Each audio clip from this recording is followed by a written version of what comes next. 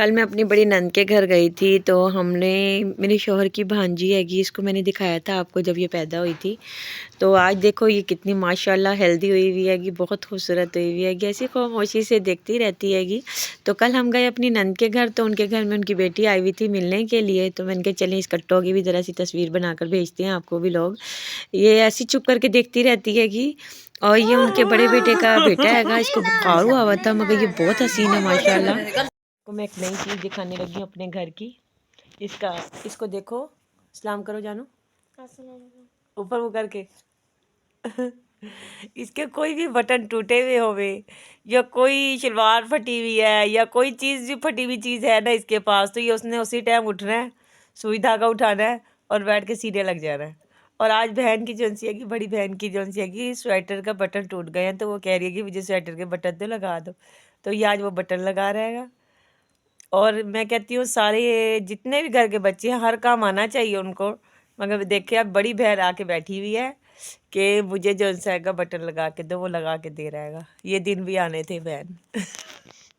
ये देखिए मेरे बेटे ने सारे बटन लगा लिए, अभी चौथा लगाने लगा। मैंने क्या आपको दिखाऊं मेरे बेटे का स्टाइल। ननू की ठानी चली जानी थी, ऊपर आती है। यहाँ से छुप जाएगी।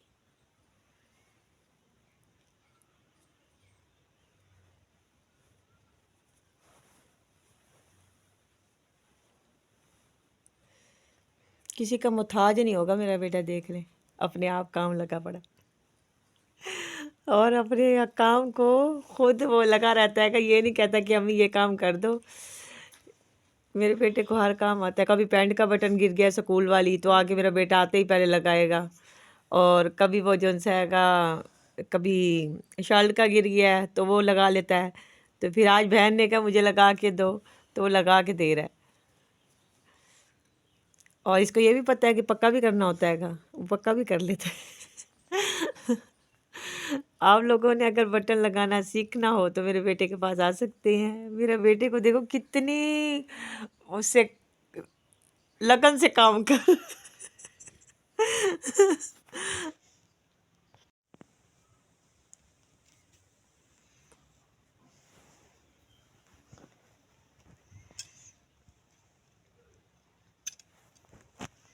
ठीक है जी, ये बटन लग गया हैगा। ये देखो फातिमा तेरे उसके बटन लग गए हैं, देखें जो आपको नहीं लगाने आए। चल भाई का शुक्रिया अदा कर दे आप। Thank you.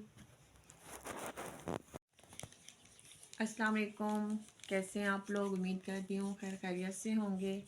आज आए हैं मेरे पास, सुबह का काम हम लोगों ने कर लिया हैगा। तो मैंने आज आई थी, हमारे पास रज़ाइयाँ किसी के जहेज़ की हैं, 4 रज़ाइयाँ आई हैं मेरे पास।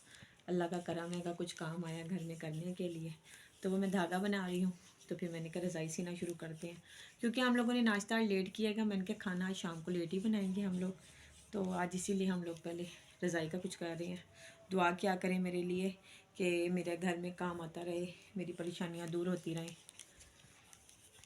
मैं अब सीने लगी हूँ। ये रज़ाई आई हैगी, मैंने आपको बताया हैगा किसी के जहेज़ की हैगी और अच्छी खासी बड़ी सारी है।